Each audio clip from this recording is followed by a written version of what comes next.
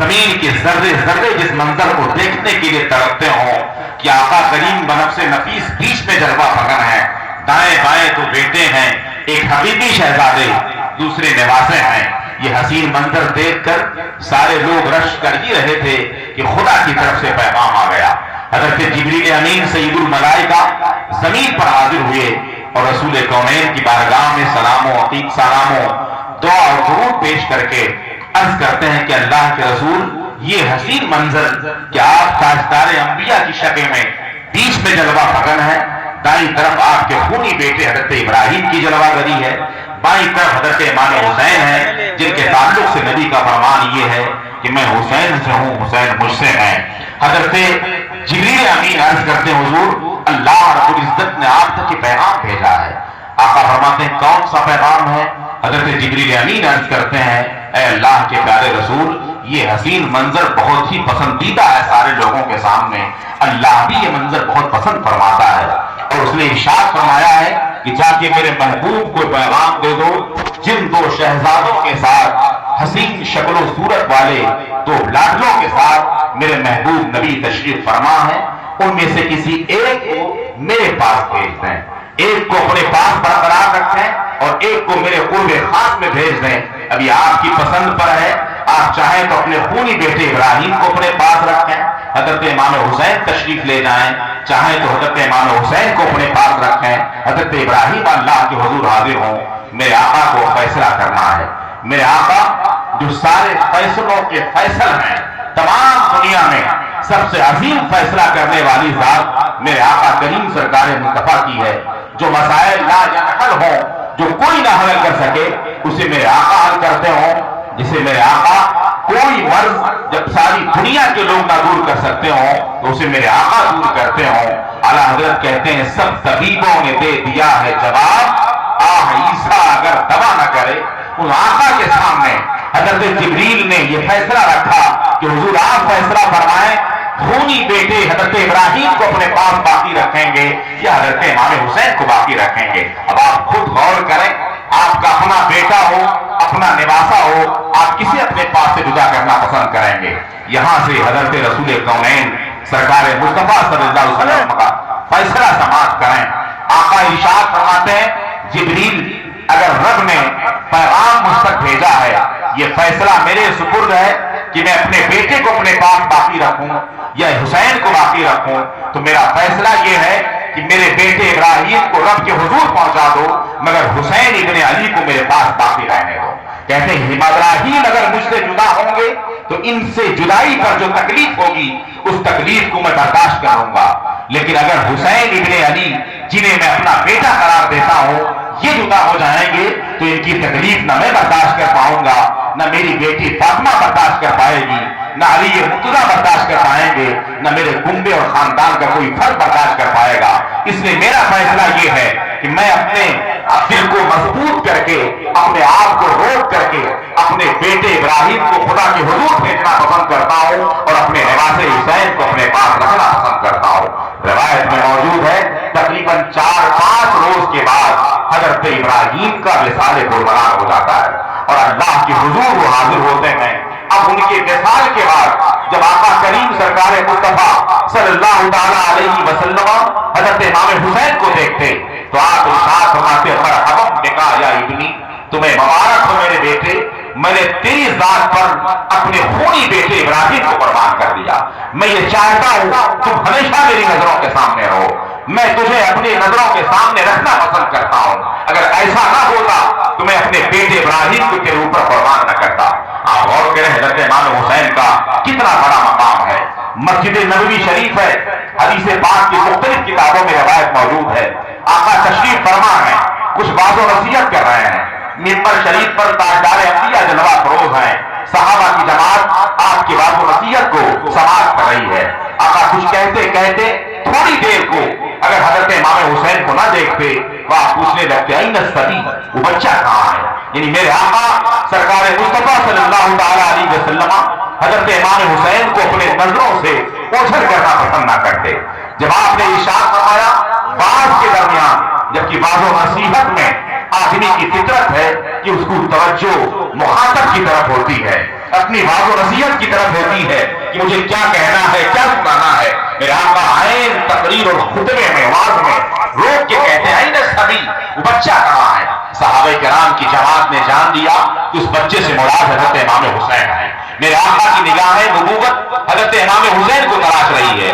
لوگوں نے پیچھے مڑ کر دیکھنا چاہا کہ حضرت امام حسین کو بارگاہ میں پیش کیا جائے تاکہ آقا کا خطاب آگے چلنے لگے، مگر انہیں نہیں معلوم تھا جس مختار نبی نے، غیب داں نبی نے یہ ارشاد فرمایا ہے میرا بیٹا کہاں ہے، اس غیب داں نبی کا نواسا بھی اتنی سماعت کی طاقت رکھتا ہے کہ جس کونے میں ہو اپنے نانا کی آواز سن لے اور بارگاہ نبوت میں وہ حاضر ہو کر ثابت کر دے کہ تم میرے نانا کے علم غیب انگلیاں اٹھاتے ہو. میں حسین چھوٹا سا بچہ اپنے نانا کی بات اتنی دوری سے سنتا ہوں تو میرے آقا چاہے جتنی دوری پر رہیں ہم یہاں سے پکاریں وہاں وہ سنیں. مصطفیٰ کی سماعت پہ لاکھوں سلام، دونوں نزدیک کے سننے والے وہ کان، گانے والے کرامت پہ لاکھوں سلام. رسول کونین نے جیسے پوچھا این الصبی، لوگ تلاشنا چاہتے تھے. حضرت امام حسین اپنے ننھے قدموں سے مسجد شریف میں دوڑتے ہوئے تشریف لے آتے ہیں. وہ مسجد نبوی جس کی زمین ریتیلی ہے، پتھر اور بہت ساری چیزیں نہیں لگی ہوئی ہیں، ریتیلی سرزمین ہے، کنکر کی سرزمین ہے. مسجد نبوی کا سائبان چھپر کی شکل میں ہے جو کھجور کی پتیوں سے لگایا گیا ہے. کھجور کے تنے ان کی شاخوں سے روکا گیا ہے. آقا منبر پر جلوہ فکر ہو کر حضرت امام حسین کو پوچھتے ہیں. حضرت امام حسین ننگے قدموں سے دوڑتے ہوئے اسی ریتیلی سرزمین پر آ رہے ہیں اور آ کر رکتے نہیں، بلا جھجک بے روک تو آقا کے گود اطہر میں بیٹھ جاتے ہیں. آپ غور کریں، وہ تاجدار انبیاء جن کی بارگاہ میں حاضری کے لیے ہر فرشتے کو، بڑے سے بڑے فرشتے کو 100 بار اجازت لینی پڑتی ہے تب وہ بارگاہ میں حاضر ہوتے ہیں. ملک الموت جنہیں موت پر مقرر کیا گیا ہے انہیں بھی بارگاہ میں حاضر ہونا ہے تو دوسرے فرشتوں کے سہارے سے ادب سے حاضر ہونا ہے. مگر میرے آقا کے صرف بارگاہ میں حاضری نہیں ہے، اس گود اطہر پر حضرت امام حسین آ کر بیٹھتے ہیں جس گود کی عظمت کا حال یہ ہے کہ میرے آقا سرکار مصطفیٰ صلی اللہ تعالی علیہ وسلم اگر بعد وصال بھی اپنے مزار اقدس میں تشریف فرما ہو تو 70,000 صبح ہیں، 70,000 شام، 70,000 فرشتے صبح حاضری دیتے ہیں، 70,000 فرشتے شام حاضری دیتے ہیں. صرف حاضری نہیں، جنہوں نے صبح حاضری دی ہے اب قیامت تک انہیں حاضری دوبارہ نصیب نہیں ہوگی. جنہوں نے شام حاضری دی ہے اب انہیں دوبارہ نمبر نہیں آئے گا. یہ عالی مقام ہے میرے آقا سرکار مصطفیٰ کا کہ میرے آقا کی بارگاہ میں فرشتے صبح و شام حاضر ہوتے ہیں. ایک بار حاضری کے بعد دوبارہ حاضری کی انہیں سعادت نہ ملے گی، بلکہ مزار اقدس جو گنبد خضرا کی شکل میں موجود ہے اس مزار، اس گنبد کے ادب کا حال یہ ہے کہ دنیا بھر میں ہوائیں چلتی ہیں، ان ہواؤں کو کوئی روک نہیں سکتا. انہیں آپ کی پرواہ نہیں ہوتی کہ آپ کا کوڑا کمزور زمین پر گر جائے گا یا آپ کا چراغ بجھ جائے گا، آپ کی کھیتیاں زمین دوز ہو جائیں گی، آپ کے چھپر اڑ جائیں گے. ہوا اپنی طاقت سے چلتی ہے مگر بارگاہ رسالت میں گنبد خضرا کے قریب سے جب صبا کو چلنا ہوتا ہے تو ہوا ادب کا دامن تھامتی ہے، سہمتی ہے، جھجکتی ہے. اور جہان میں تو اپنی طاقت سے ہمیں چلنا تھا، یہاں تو اس ذات کی بارگاہ میں آ گئے ہیں کہ وہ جو نہ تھے تو کچھ نہ تھا، وہ جو نہ ہو تو کچھ نہ ہو. جان ہے وہ جہان کی، جان ہے تو جہان ہے. وہ جھجکتی ہے ہوا اور عاشق رسول جو غلام رسول ہے اس ہوا سے شان کے ساتھ کہتا ہے کہ اب تک تو نے ہمارے بڑھاپے کا خیال نہ کیا تھا، ہمارے اڑے ہوئے چھپر کا خیال نہ کیا تھا، ہمارے کھیتیوں کی پرواہ نہ کی تھی، لیکن آج اس اعلیٰ بارگاہ میں تجھے چلنا ہے کہ میں غلام رسول کہتا ہوں اے ہوا چل ذرا سلیقے سے، اے ہوا چل ذرا سلیقے سے آستانہ میرے حضور کا.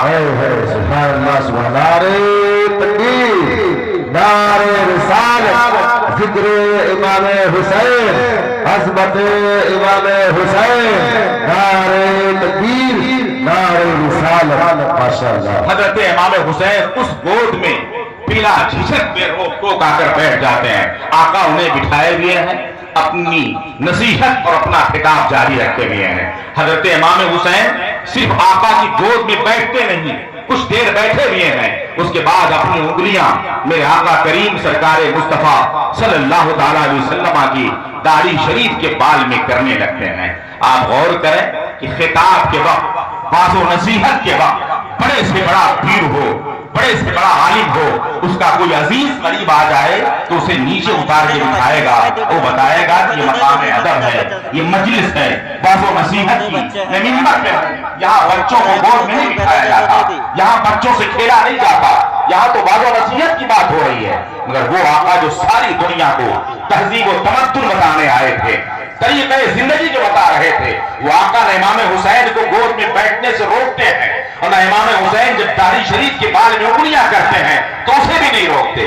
اس سے صاف ظاہر ہے کہ حضرت امام علی مقام جو گود میں بیٹھے تھے، بیٹھنا بچگانہ حرکت کی بنیاد پر نہ تھا، ان کی داڑھی شریف میں انگلیاں لگانا یہ بچوں کے طور پر، ان کے عمل کے طور پر نہ تھا، بلکہ اس میں کچھ حکمتیں بھی نہ تھیں جن حکمتوں کو آقا آگے ظاہر کرنا چاہتے ہیں۔ نہ بیٹھنے سے روکا، نہ داڑھی شریف میں انگلیاں ڈالنے سے روکا، بلکہ جب یہ حرکت، یہ عمل دیکھا رسول کونین نے حضرت امام حسین کا، تو آپ نے ان کا چہرے مبارک پکڑا، ہونٹوں کو چومنے لگے، پیشانی کو بوسا دیا، سینے سے لگایا، اور سینے سے لگانے کے بعد اپنی نصیحت اور اپنا واز روک کر کے بارگاہ خداوندی میں ہاتھ اٹھاتے ہیں، کہتے ہیں اللہم انی احب، اے خدا میں اس حسین سے محبت کرتا ہوں، فاحبہ، اے خدا تو بھی اس سے محبت فرما۔ اور آگے ہم غلاموں کو بشارت دیتے ہوئے آقا ارشاد فرماتے ہیں، اے مولا وَأَحِبْ مَن يُحِبُّهُ، اور قیامت تک میرے جو غلام میرے بیٹے حسین سے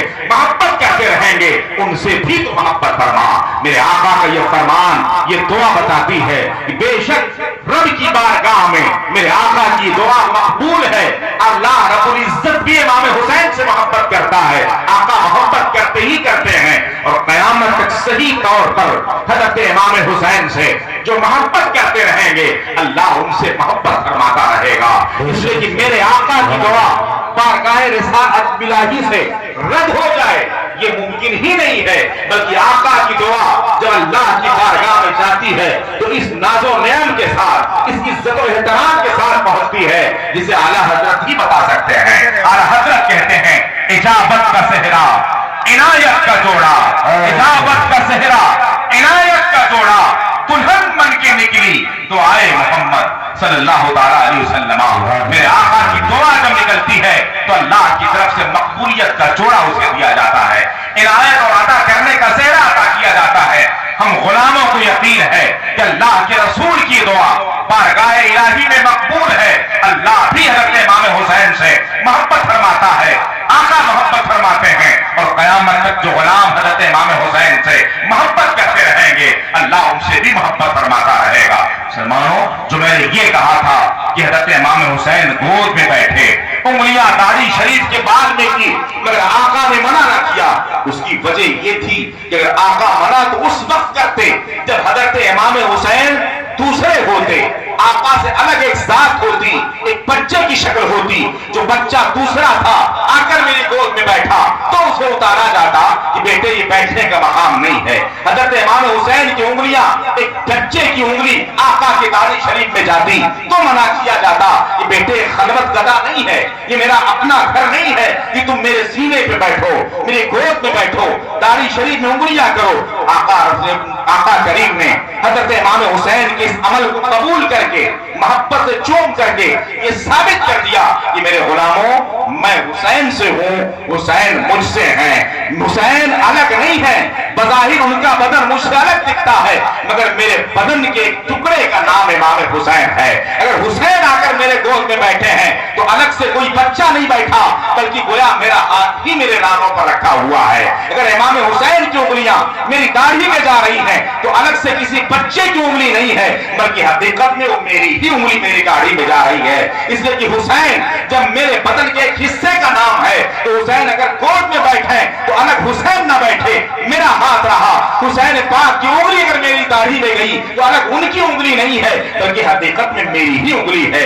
यही वजह है कि आका अगर सजदा रेज़ होते हैं, हसनैन करीमैन में से कोई भी शख्स आपके पुश्ते अनवर पर सवार होता है, आप सजदे को दराज कर देते हैं, आप रुकू में जाते हैं। कोई बच्चा हसनैन करीमैन में से आपके दोनों पैरों के दरमियान से निकलना चाहता है, आका अपने पैरों को दराज कर देते हैं। रुकू नमाज की हालत में है, सजदा खुदा का है, रुकू खुदा की बारगाह में है, मगर रियायत अपने नमाजों की कर रहे हैं, रियायत हसनैन करीमैन की कर रहे हैं। ये शरीयत का मसला है। अगर आदमी नमाज पढ़े खारिज से अलग बाहर किसी की रियायत कर दे तो उसकी नमाज फासिद हो जाएगी, अलग से मदद ले ले नमाज फासिद हो जाएगी। मगर मेरे आका जिन्होंने नमाज सिखाया, हमें तरीके बंदगी हमें बताया, उस सजदे की हालत में इमाम हुसैन को कंधे पे बिठाए हुए हैं, पुष्ट पे बिठा करके सजदे को दराज कर देते हैं कि सजदा उठाऊंगा, हुसैन गिरेंगे, इन्हें तकलीफ पहुंचेगी, सजदा लंबा कर दो मगर हुसैन को तकलीफ ना पहुंचे, अपने दोनों पैर को और कुशादा कर दो, हजरत हसन को कर जाए, उन्हें तकलीफ ना हो। ये अमल करके मेरे आका ने साबित फरमा दिया, शाह हुसैन, बादशाह हुसैन, तीन हुसैन, तीन पनाह हुसैन। हुसैन बादशाह का नाम है, हुसैन हकीकत में दीन का नाम है। आका ने दीन की रियायत दीन में की है, इसलिए नमाज में खलल ना पड़ेगा। सरदार नदर दस्तर दस्ते यजीद हक्का की बिनाए ला इलाहा हुसैन, सर दे दिया मगर यजीद के हाथ में इमाम हुसैन ने हाथ न दिया। हकीकत ये है कि ला इलाहा कलमा की बुनियाद इमाम हुसैन। नारे तकबीर, नारे रिसालत, अज़मत हसनैन करीमैन, जिक्र इमाम हुसैन, जिक्र शहदाए करबला, नारे तकबीर, नारे रिसालत। हज़रत इमाम अली मकाम की इज्जत और उनकी कद्र व मंजिलत उन लोगों ने जाना जो आका करीम से बहुत करीब रहे हैं। करीब रहने वाली ज़बात कुदसिया सहाबे किराम की है। सहाबे किराम रिज़वानुल्लाहि ताला अलैहिम अजमईन ने बताया कि अहले बैत से मोहब्बत कैसे की जाती है, इनका मकाम क्या है, इनकी अजमत क्या है। आज हम अहले सुन्नत व जमात इस कदर खुशबख्त हैं कि हम अहले बैत मुस्तफा से भी मोहब्बत करते हैं, उनकी अजमत का गुण गाते हैं और सहाबे किराम की भी अजमत में एक सरे मुंह, एक बाल के बराबर भी कमी कोताही नहीं करते। इसलिए कि अहले बैत मुस्तफा जो हमारे अजीज हैं, जो हम उनकी अजमतों को तस्लीम करते हैं, उनका एहतराम करते हैं, वो आका करीम से निस्बत ही की बुनियाद पर करते हैं। और सहाबे किराम जो सहाबा हैं वो आका से निस्बत ही की बुनियाद पर सहाबा हैं। दोनों एक ही निस्बत की बुनियाद पर अजीज है हमारी निगाहों में। तो जब निस्बत मुस्तफा के बुनियाद पर अहले बैत मुस्तफा हमारे सर के ताज हैं, तो रसूल पाक की निस्बत की बुनियाद पर सहाबा भी हमारे सर के ताज हैं। कोई भी सहाबी हो, किसी दर्जे का सहाबी हो, आका से मंसूब होने की बुनियाद पर हर सहाबी हमारे सर का ताज नजर आता है। अगर आप देखें तो अहले बैत मुस्तफा की ज़बानें देखें, उन लोगों ने सहाबा की अज़मत बताई, और सहाबा की ज़बानें देखें तो सहाबा ने अहले बैत मुस्तफा की अज़मत बताई। हज़रत अबू बकर सिद्दीक जब खलीफतुल मुस्लिमीन हुए, सारे लोगों ने हज़रत अबू बकर सिद्दीक के दस्ते अक़दस पर बैअत की। हज़रत मौला अली बीच में न थे। हज़रत अबू बकर सिद्दीक ने ऐलान फरमाया, अली इब्ने अबी तालिब नहीं है, उन्हें बुलाया जाए। गर्चे उमर फारूक आज़म ने बैअत कर ली थी, जिनकी राय के मुताबिक कुरानी आयात का नुज़ूल होता है।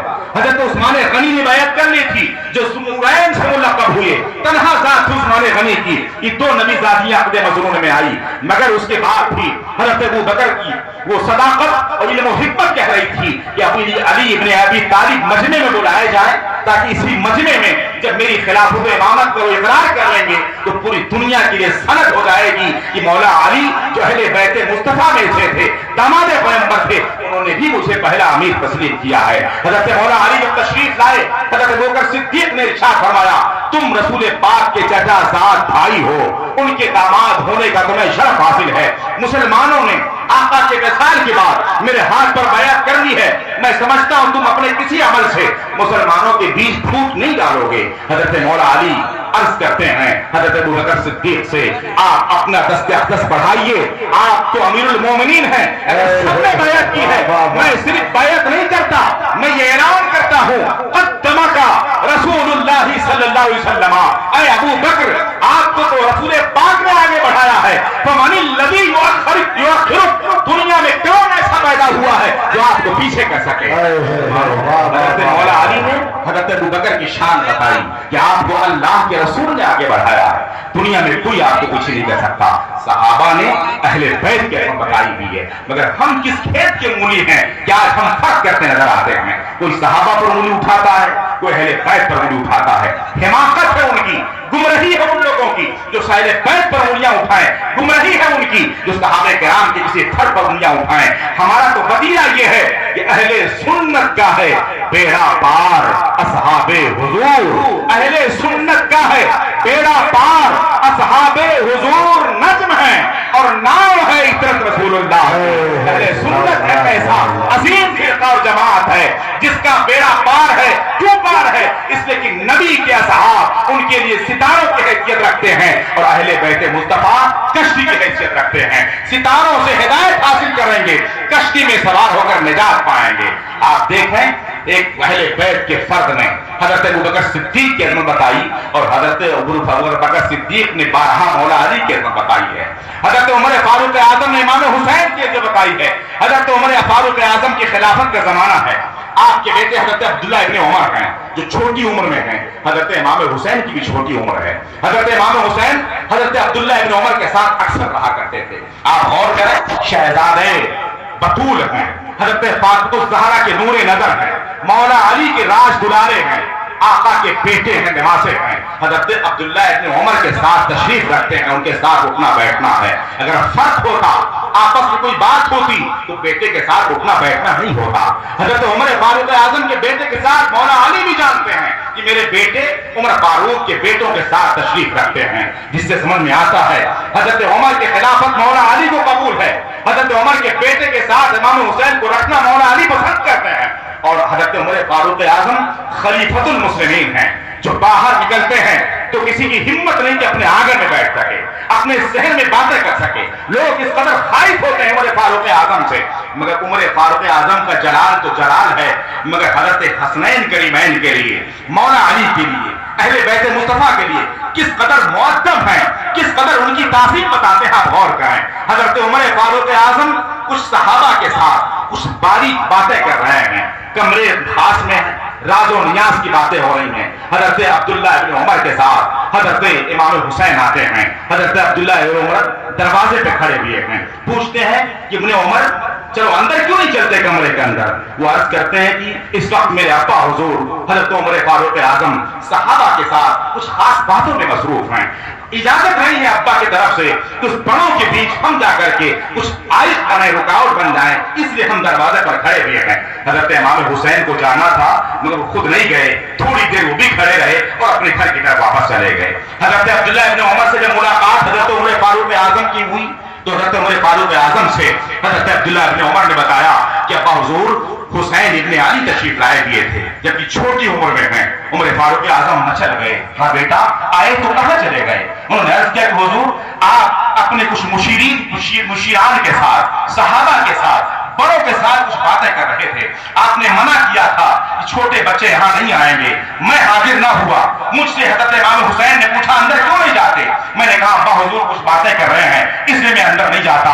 وہ بھی تھوڑی دیر رک کر اپنے گھر واپس چلے گئے۔ حضرت عمر فاروق اعظم نے ارشاد فرمایا بیٹا یہ دروازہ تمہارے لیے بند تھا، تم میرے غلام تھے، تم میرے بیٹے تھے، حسین ابن علی کے لیے بند نہیں تھا کہ تمہیں جرات کیسے کرتے، انہیں اندر آنے کیوں نہیں دیا، انہیں واپس کیوں جانے دیا؟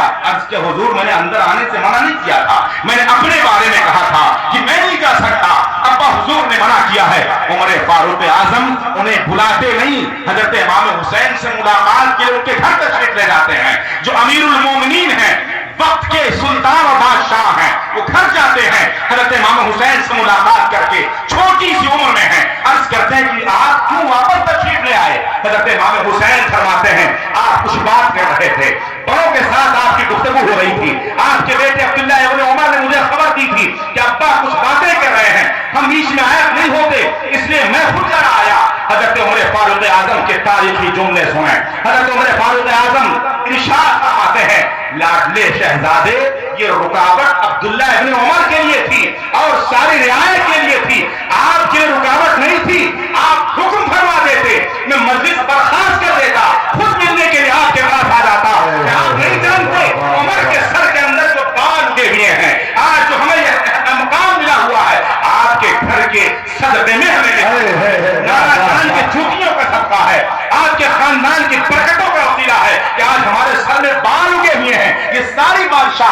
सारी इमारत, सारी इज्जत और अजमत आपके घर का सदका है। आपके लिए नहीं रुका हुआ था, आप तो हमारे सर के ताज हैं। बिना झिझक आए, जिस तरह चाहे आप तशरीफ ले आए। उमर की तरफ से पूरी जिंदगी किसी भी फर्द के लिए आपके खानदान की रुकावट नहीं है।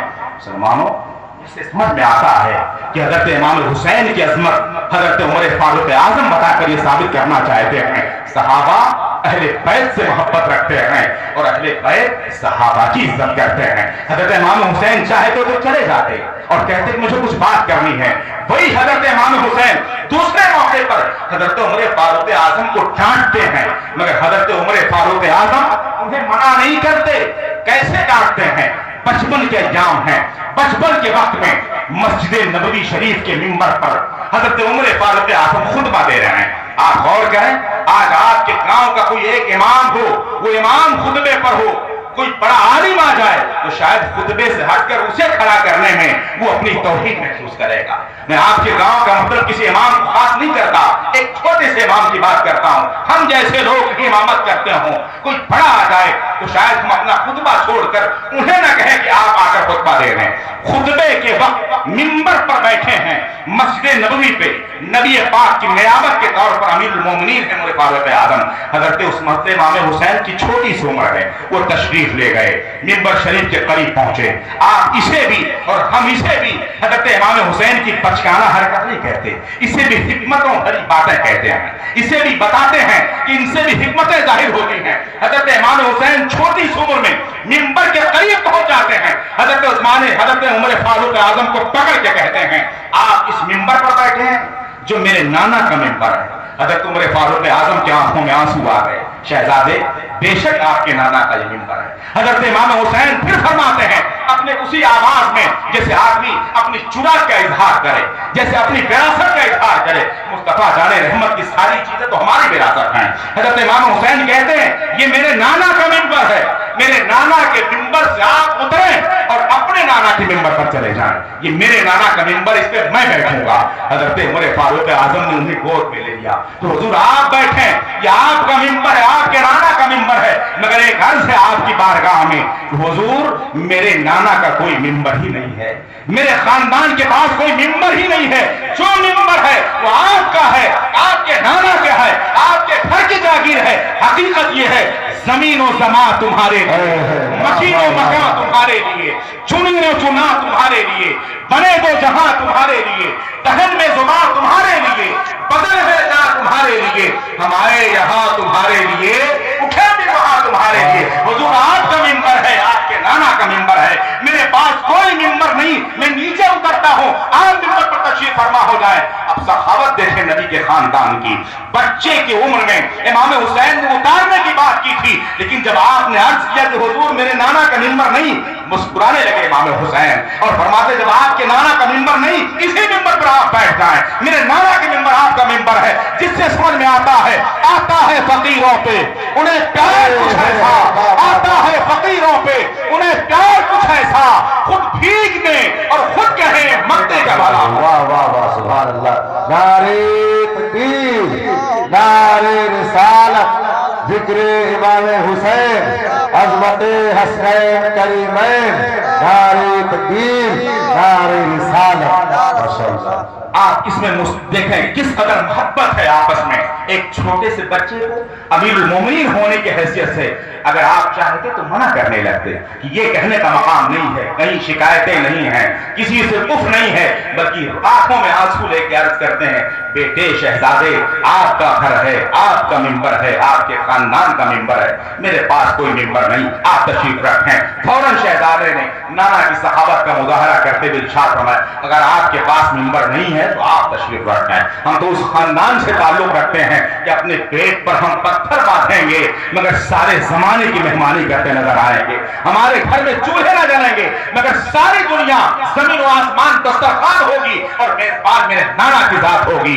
आसमां खान زمین خان زمانہ مہمان صاحب خانہ لقب کس کا ہے تیرا تیرا مسلمانوں جس سے سمجھ میں آتا ہے امام حسین کی عظمت صحابہ نے بھی بتائی ہے امام حسین کے مرتبے کو صحابہ نے اجاگر کیا ہے اور کیوں نہ ہو حضرت امام علی مقام کی اس عظمت کو صحابہ نے اپنی نگاہوں سے دیکھا تھا کہ آقا نے انہیں بیٹا کہا ہے آقا نے انہیں کندھوں میں بٹھایا ہے آقا ان کے لعاب دہن کو اپنے منہ میں رکھ کے ایسے چوستے تھے یمتص لعاب الحسین آقا امام حسین کے لعاب کو ایسے چوستے تھے کما یمتص رجل والتمرہ جیسے آدمی کھجور کو چوستا ہے حضرت عمر فاروق اعظم کی نگاہوں نے دیکھا تھا کہ حسین نے پاک کی زبان پاک کو آقا اپنے دہن پاک میں رکھ کے چوستے ہیں اس لیے یہ اشارات ہیں یہ عریضے ہیں اور حضرت امام حسین اسے قبول بھی فرماتے ہیں مسلمانوں اتنی عظمت کے بعد بھی اگر کچھ لوگ کلمہ گو ہو کر بھی نمازوں سے پڑھنے والا اپنے آپ کو بتا کر حضرت امام حسین کو شہید کر دیں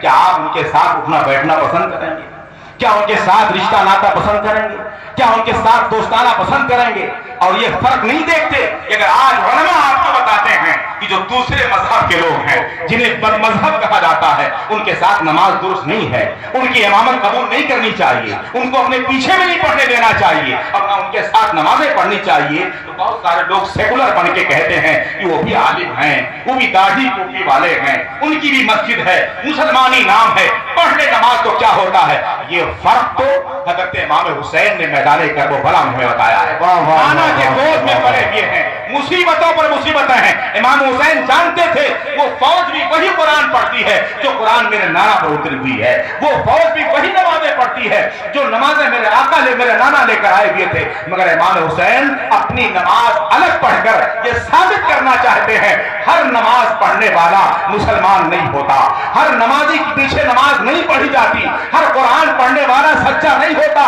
گرچہ تلاوتیں ادھر بھی ہیں نمازیں ادھر بھی ہیں امام علی مقام نے مصیبتوں کی گھڑی میں الگ جماعتیں کر کے اپنے خیمے میں الگ نمازیں پڑھ کے یہ ثابت کر دیا کہ میرے غلاموں جو میرے نانا کا نہیں دین و شریعت کا عمل پیرا نہیں جو اہل بیت مصطفیٰ کا نہیں صحابہ کرام کا نہیں وہ آپ کا نہیں ہو سکتا ہے گرچہ نماز کی لالچ دے کر وہ نمازی بننا چاہے گرچہ قرآن کی تلاوت کی لالچ دے کر تمہیں ساتھ رکھنا چاہے مگر سنت حسینی پر عمل کرتے ہوئے تم پریشانیاں برداشت کر لینا مگر ان کے ساتھ نماز پڑھ کے اپنی نمازیں خراب مت کرنا ان کے ساتھ قرآن پڑھ کے اپنی تلاوتیں خراب مت کرنا ان سے رشتہ ناتا مت رکھنا جو میرے آقا کا نہ ہو دین و شریعت کے پاسدار نہ ہو جو اہل بیت مصطفیٰ کے نہ ہو مسلمانوں آج ہمارا عمل اگر ان پر ہو تو سمجھ لیجیے ہم سچے حسینی ہیں آپ نے دیکھا کہ شہادت کے بعد بھی پورا واقعہ مابعد کربلا آپ سنتے رہے ہوں گے حضرت زینب ساتھ ہیں حضرت زینب کے تعلق سے مشہور روایتیں ہیں کہ فکر علی ان کے پاس تھی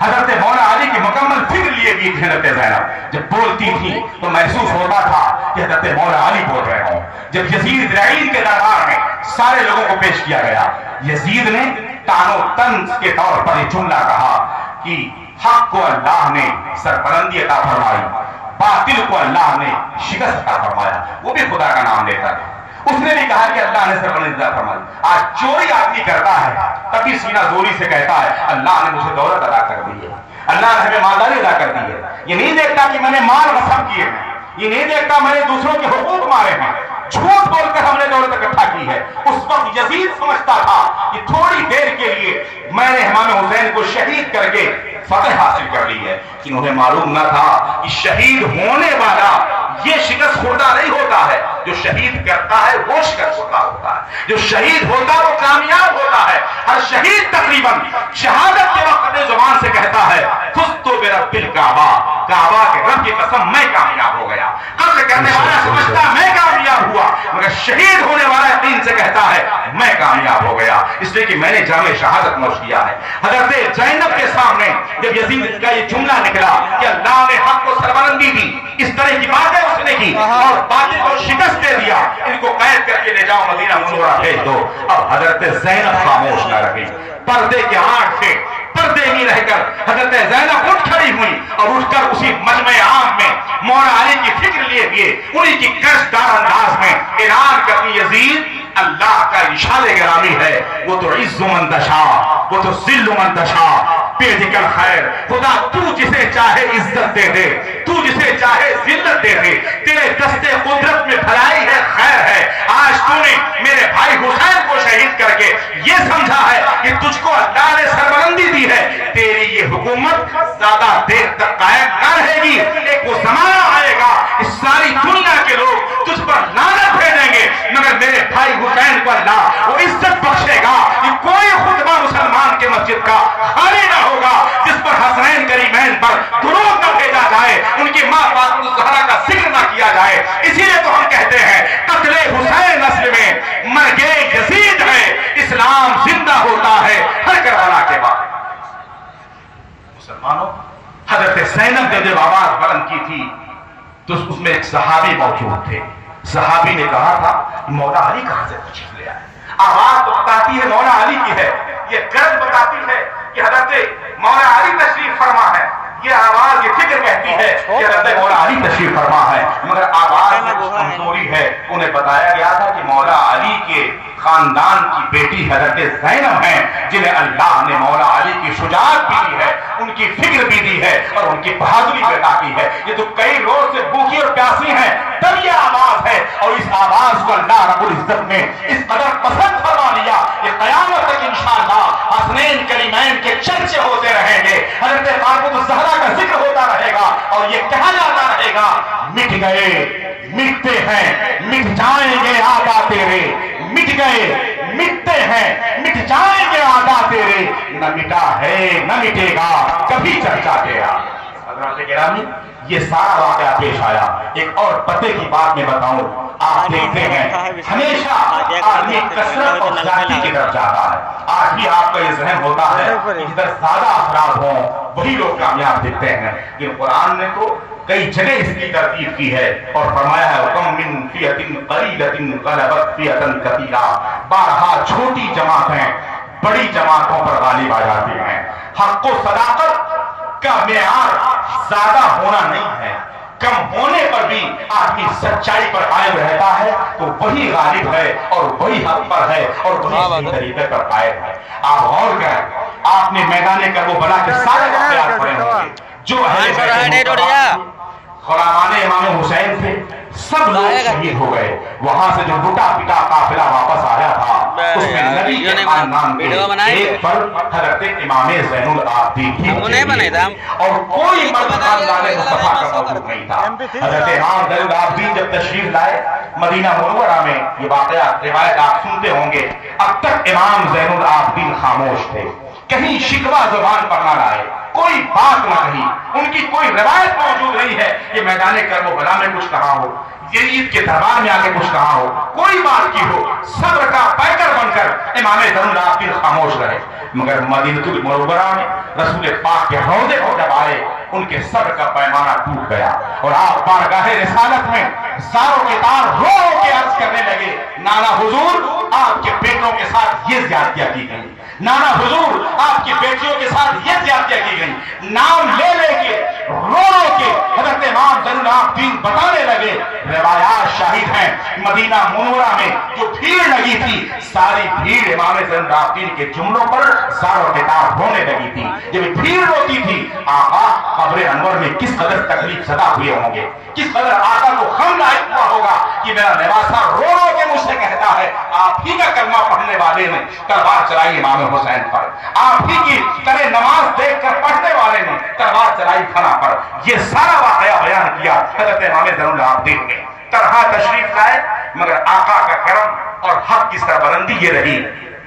یزیدیوں کی تعداد ہزاروں کی تھی, کئی ہزار کا لشکر, تقریباً 22,000 کی روایتیں آتی ہیں. آپ کم لوگوں کو ان میں سے سنے ہوں گے جو شہید ہوئے تھے, ان کا کنبہ چل رہا ہے, جو قتل ہوئے تھے ان کا کنبہ چل رہا ہے. حضرت امام زین العابدین تنہا ہیں. اب آپ اس وقت پوری دنیا کا جائزہ لے لیں, پوری دنیا کی سروے کر لیں. آپ دیکھیں کہ جو قافلہ یزید کی طرف سے ہزاروں کا تھا, بچوں کے ساتھ جو بچے تھے, گھر والے جن کے محفوظ تھے, ان میں سے کسی ایک کا کنبہ پوری دنیا میں کسی ملک میں نہیں پایا جاتا ہے. پورے ملکوں کا جائزہ لے لیں, جو بھی یزیدی میدان میں آئے تھے گرچہ پورا قافلہ بچا, ہزاروں کی شکل میں وہ محفوظ رہے, مگر اللہ نے ان کی نسلوں کو اس طرح نیست و نابود کر دیا کہ ان کے نسل کا ایک بھی بچہ پوری دنیا میں آپ نہیں پائیں گے. لیکن امام زین العابدین کی طرح ذات بچی تھی میدان کربلا میں. اللہ نے حق و صداقت کی بلندی کے لیے وہ مقام عطا فرمایا امام زین العابدین سے کہ ان کی نسل پاک سے پوری دنیا میں اس قدر حسنی حسینی سید ہے کہ لاکھوں کی تعداد میں آپ کو حضرت امام زین العابدین کے بچے ملیں گے, حسنی حسینی سنینی سید ملیں گے. مگر لشکر جرار کی شکل میں جو حق کو اپنے آپ کو کہہ کر آیا تھا اس کا ایک پھل دنیا میں موجود نہیں ملتا. جس سے سمجھ میں آتا ہے کہ اللہ خوب جانتا ہے ظالموں کے عمل کو, ان کے عمل سے اللہ غافل نہیں ہے. ان کا نام اس طرح مٹایا اللہ رب العزت نے صفحہ ہستی سے کہ پوری دنیا میں کوئی نسل ان کی ملتی ہی نہیں. مگر امام زین العابدین کی نسل پاک کے اس قدر افراد سنتے ہیں کہ ہم غلام آج بھی ان کے چہرے کو دیکھ کے کہتے ہیں تیری نسل پاک میں ہے بچہ بچہ نور کا, تو ہے عین نور تیرا سب گھرانہ نور کا. حضرت امام علی مقام نے بہت ساری کرامتیں بھی دکھائی تھی, بہت سارے ایسے عجیب کام انجام دیے تھے. امام علی مقام اگر چاہتے تو نہر فرات آپ کے قدموں میں آ جاتا. میں نے تو وہاں پڑھ کر رہ کر کربلا کے ایک ایک چپے کو بھی دیکھا. نہر فرات کے پاس کھڑے ہو کر میں نے خود اپنے زبان سے اس وقت کہا تھا کہ نہر فرات تو بدقسمت تھا جو اہل بیت مصطفیٰ کے پیاس کو نہ بجھا سکا. اگر تم نے پیاس بجھائی ہوتی اہل بیت مصطفیٰ کی, ان کے خیمے میں تو پہنچا ہوتا, ان کی پیاس بجھا کر اگر تم مشرف ہوتا تو آج اہل سنت کے لیے تیرا مقام اسی طرح بلند ہوتا جیسے زمزم کا مقام حضرت اسماعیل کے قدموں سے لگنے کے بنیاد پر, ان کے پیاس بجھانے کے بنیاد پر بلند ہے. آج غلامان تجھے بھی تبرک سمجھ کر اپنے گھروں میں لے جاتے اور تجھے تبرک کے طور پر استعمال کرتے نظر آتے. حضرت امام زین العابدین مسجد نبوی میں مدینہ منورہ میں تشریف فرما ہیں اور ایک جگہ آپ نماز پڑھا رہے ہیں. آپ غور کریں, سارا واقعہ کربلا کا ختم, سارے قیدی بن کر لوگ چلے گئے. یہ دور آیا کہ اب یزیدیت مٹتی آئی. آپ پوری تاریخ سنیں گے, وقت کم ہے, کہ مختار بن عبید ثقفی کس طرح مسلط ہوا, پکڑ پکڑ کے سب کو مارا. جس وقت جس طرح سے جیسے دائیں دی تھی ایسے کاٹ کاٹ کے انہیں نیست و نابود کیا. اسی مار دھاڑ کے موقع پر شمر جیسا بدبخت جس نے حضرت امام علی مقام کو ایذائیں پہنچائی تھی وہ مدینہ منورہ کی گلیوں میں بھاگنے لگا کہ سپاہی اسے پکڑ لیں گے. اتفاق سے اس نے دیکھا کہ ایک جگہ ہے جہاں لوگ نمازیں پڑھ رہے ہیں, یہ اللہ کی عبادت کی جگہ ہے, لاؤ اسی میں گھس جائے تاکہ یہاں مجھے پناہ مل جائے. جیسے آج کے دور میں جو ایمان والے نہیں ہیں وہ زبردستی آپ کا لبادہ اوڑھ کر آپ کے بیچ آ کر اپنے آپ کو محفوظ کرتے ہیں اور اپنی زہریلی باتوں سے آپ کے ایمان کا جنازہ نکال دیتے ہیں. حضرت امام زین العابدین اتفاق سے اس میں نماز پڑھا رہے تھے. آپ غور کریں, جس جگہ چھپا ہے شمر حضرت امام زین العابدین وہاں کے امام مقرر ہیں. آپ امام پڑھا رہے ہیں, نماز پڑھا رہے ہیں. پیچھے سے پہنچا, سانسیں اس کی لمبی ہیں, بھاگ کر آیا ہے. سلام پھیرنے کے بعد امام زین العابدین نے دیکھا کہ محسوس یہ ہوتا ہے کہ کہیں سے بھاگا ہوا شخص یہ ہے. سانسیں اس کی لمبی ہیں. اس سے پوچھتے ہیں کیوں تمہاری سانسیں لمبی ہو رہی ہیں؟ وہ خوف زدہ ہوا کہ تو امام زین العابدین ہیں جو میدان کربلا سے تنہا بچ کے آئے تھے. آج تو ان کے پیچھے اتنے سارے لوگ موجود ہیں, مجھے باہر سپاہی تلاش رہے ہیں, اندر ایسی جگہ میں آ کے چھپا ہوں جن کے گھر والوں کو میں نے شہید کیا ہے, جن کے والد گرامی کو میں نے شہید کیا ہے. آج تو میری خیر نہیں ہے. اس کے تو پیروں تلے زمین کھسک جاتی ہے. خوف زدہ ہو کر کہتا ہے میں نے اتنا لمبے قدم بڑھائے تھے, تیز چلنے کے بنیاد پر میری سانسیں اکھڑ رہی ہیں, میں تو یہاں عبادت کے لیے آیا تھا. امام زین العابدین نے اس کے چہرے سے پہچان لیا کہ شمر جیسا بدبخت ہے جس نے اہل بیت مصطفیٰ کو بہت ایذائیں پہنچائی ہیں, میدان کربلا میں بہت اس نے تکلیفیں پہنچائی ہیں. مگر سخاوت دیکھیں اور بردباری دیکھیں. آج آپ اپنے کسی ایک دشمن کو دور سے دیکھ لیں, تیر تلوار نہیں ہو تو اینٹ اور ڈھیلے پھینکتے نظر آئیں گے. امام زین العابدین مسلح پر ہیں, ان کے پیچھے ان کے خاندان کے لوگ غلام موجود ہیں. پکڑ میں آ چکا ہے شمر.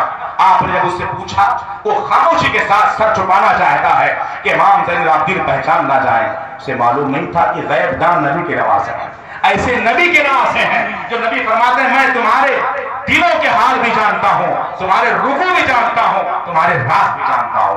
मैं पीछे भी वैसे देखता हूं जैसे मैं आगे देखता हूं। और दूसरे ये आदमी की फितरत ये है कि किसी के जुमले, किसी की तकलीफ पूरी जिंदगी याद रखा जाता है। तकलीफ, नुकसान एक ऐसी चीज है, सब भूल जाता है, मगर वो नुकसान और तकलीफ आदमी पूरी जिंदगी नहीं भूलता है। आपके सगा ने किया हो, दोस्त ने किया हो, लाख कुर्बानियां आदमी देता है। इसलिए नबी पाक के ताल्लुक से बड़ी रिवायतें मौजूद हैं कि जो सहाबा पहले दौलत ईमान से सरफराज ना हुए थे, अगर उन्होंने बहुत सख्तियां की थी तो ईमान लाने के बाद रसूल कौनैन उनको सामने पढ़ने से मना कर देते, कहते तुम सामने मत आओ, इसलिए तुम्हें देखता हूं तो फला चीज याद आ जाती है। हजरत अमीर हमजा का कलेजा तुमने जब आया था, जिन्होंने शहीद किया था, उनको देखते आका, गर्जे सहाबियत का दर्जा तुम्हें हासिल हो चुका है, मैंने माफ कर दिया है, दरगुजर कर दिया गया है, लेकिन जब तुम सामने पढ़ोगे तुम्हें वो वाकया याद आ जाता है। इसका मतलब तकलीफें नहीं भूलती, गजन और मुसीबतें याद आती है देखने के बाद। इमाम ज़ैनुल आबिदीन ने याद कर लिया होगा कि मेरे बाप का कातिल है,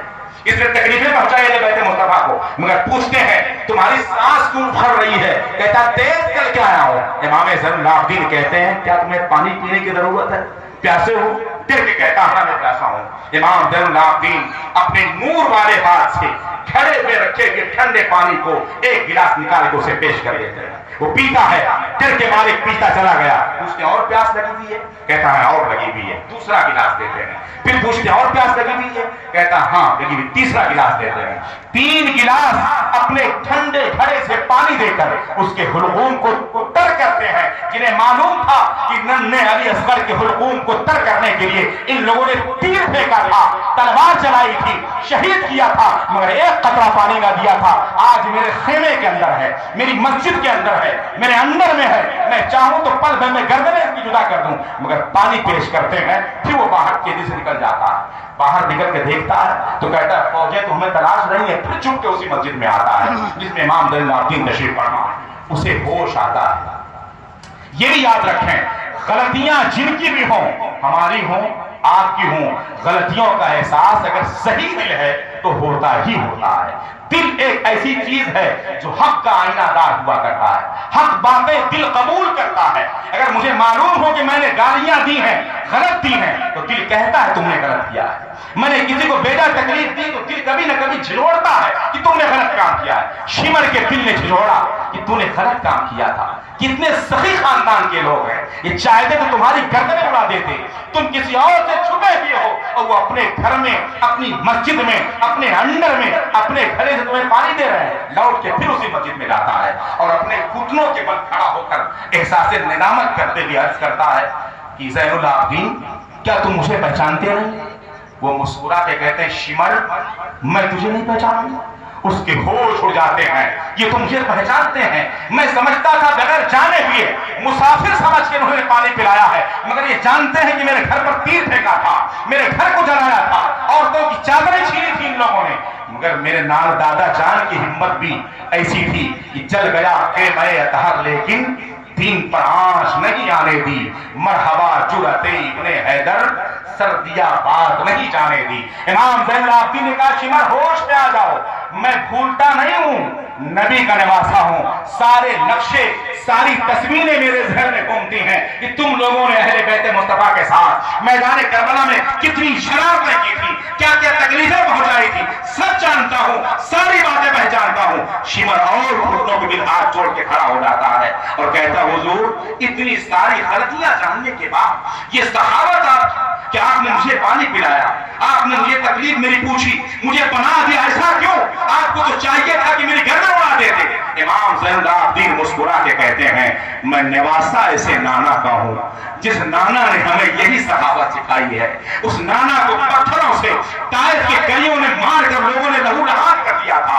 अल्लाह का इरशाद हुआ वही के जरिया, महबूब ये कौम ने तुम्हें परेशान कर दी है, 2 पहाड़ों के बीच इनकी बस्ती है, आज वो बस्ती 2 पहाड़ों के दरमियान है, अगर तू फरमा दे मैं दोनों पहाड़ों को एक दूसरे से मिला दूं, ये सारी ताइफ की बस्ती पिस जाए उसी में और हमेशा के लिए निस्त और नाबूद हो जाए। मेरे नाना के सर से खून बहकर नारायण शरीफ तक आ रहे हैं, पत्थर से टेक लगाते हैं, खून के दाग पत्थर में लगते हैं, मगर میرے نانا عرض کرتے بارگاہ الہی میں مولا یہ قوم بے وقوف ہے، جانتی نہیں ہے، مجھے جان جائے گی، ہدایت پا جائے گی، میں انہیں نیست و نابود نہیں کرنا چاہتا، میں انہیں پیغام ہدایت کرنا چاہتا ہوں، اپنی رحمت والی تصویر انہیں دکھانا چاہتا ہوں، انہیں چھوڑ دے، معاف کر دے، یہ آئندہ سیکھ جائیں گے۔ اس نانا کا میں نواسا ہوں، مجھے معلوم تھا تم نے شرارتیں کی ہیں، میں اس سخی کا بیٹا ہوں کہ میرے کریم سے اگر قطرہ کسی نے مانگا، میرے کریم سے اگر قطرہ کسی نے مانگا، دریا بہا دیے ہیں، تربے بہا دیے ہیں۔ میں نے اس لیے سخاوت تمہارے سامنے کی ہے، ہاتھ جوڑ کر قدموں پہ گر کے معافی مانگتا ہے۔ یہ گھرانہ آپ ہی کا ہو سکتا ہے، اور دنیا میں کوئی گھرانہ ایسا دکھا نہیں سکتا جو ظلم و ستم کا شکار ہوا ہو اور ظالم اس کے شکنجے میں آ جائے اور اس کی مہمانی کرتا نظر آئے۔ یہ صرف آپ کے گھر کی شان ہے، اور کیوں نہ ہو، میرے آقا کا مقام یہی تھا کہ اپنی گلی میں وہ روادار صدا ہو، کیوں اپنی گلی میں وہ روادار صدا ہو جو بھیگ لیے راہ گدا دیکھ رہا۔ حضرات گرامی، یہ سخاوت تھی خاندان نبوت کی، اور یہ مقام تھا خاندان نبوت کا۔ آج ہمیں ان سے یہ درس لینا ہے کہ ہمیں عفو درگزر بھی کرنا ہے، اور دین حق پر اس قدر قائم رہنا ہے کہ دوسری قومیں دیکھ کر یہ ہمیں مثال دیں اور ہم سے عبرت لیں کہ آج امام حسین کے ساتھ یہ لوگ میدان میں نہیں موجود ہیں، انہیں بچوں کو شہید نہیں کروانا ہے، مگر ان کے نام پر آج دین و شریعت کے پاسداری کے لیے تن من دھن سے یہ حاضر ہیں۔ امام حسین نے جسے ناپسند کیا تھا اسے ناپسند کر رہے ہیں، جسے انہوں نے پسند کیا تھا اسے یہ پسند کر رہے ہیں۔ امام حسین کی بارگاہ میں آپ کے محبت کے سوغات یہ ہوں گے کہ آپ نمازوں کے پابند ہو جائیں، ان کے بارگاہ میں محبت کے لیے خراج عقیدت یہ ہوگی کہ آپ ان کے لیے شریعت کے پابند ہو جائیں۔ شریعت جسے حرام کہتی ہے اسے حرام جانیں، جسے حلال کہتی ہے اسے حلال جانیں۔ قرآن کی تلاوتوں کی آواز ان کے خیمے سے آ رہی ہے، آج تلاوتوں کی آواز ہمارے گھروں سے آنے لگے۔ نماز وہ جنگ کے میدان میں قائم کر رہے تھے، آج نماز اپنی مسجدوں میں قائم کر لیں، روزے رکھیں، حق بات کو پسند کریں، باطل چیزوں سے اپنے آپ کو الگ رکھیں۔ آپ محبت کریں گے، مگر ہر چیز محبت نہیں ہوتی، محبت وہی ہوتی ہے جسے محبوب پسند کرتا ہے۔ جو عمل آپ کھیل کود کا کریں، لہو لعب کا کریں، خرافات کا کریں، جس سے خوشی کا اظہار ہوتا ہو۔ یزیدیوں نے خوشیوں کا اظہار کیا تھا، خوب بازے بجوائے تھے، تماشے کیے تھے، جلوس نکالے تھے، خوشیوں کا اظہار کر کے ثابت کیا تھا۔ ہم نے شہید کیا امام حسین کو، آج وہی کام اگر ہم بھی کرتے رہیں، میلے کھیل لگاتے رہیں، لہو لعب کرتے رہیں، دھوم دھام مچاتے رہیں، کھیل کود کرتے رہیں، تو ہم سچے حسینی نہیں مانے جائیں گے۔ آپ کا وہ عمل امام حسین پسند کریں گے جو ان کا خود کا عمل تھا۔ اس موقع پر آپ روزے رکھ کر یہ ثابت کریں، امام حسین آپ پر ظالموں نے پانی بند کیا تھا، آج پانی ہماری قدرت میں ہے، مگر آپ کی اس بھوک پیاس کے صدقے میں ہم صبح سے لے کر مغرب تک بھوک پیاس سے اپنے آپ کو بھوکا رکھیں گے، پیاسا رکھیں گے، اپنے بچوں کو روزے سے رکھیں گے، لنگروں کا اہتمام کریں گے، قرآن کی تلاوتیں بلند کریں گے، نمازوں کی پابندی کریں گے، تو امام حسین خوش ہوں گے۔ آپ کے ان اعمال سے جو آپ کہتے ہیں باپ دادا کرتے چلے آئے تھے، وہ فار کا بھی یہی طریقہ تھا، نحن علی دین آبائنا، ہم تو باپ داداؤں کے دین پر ہیں۔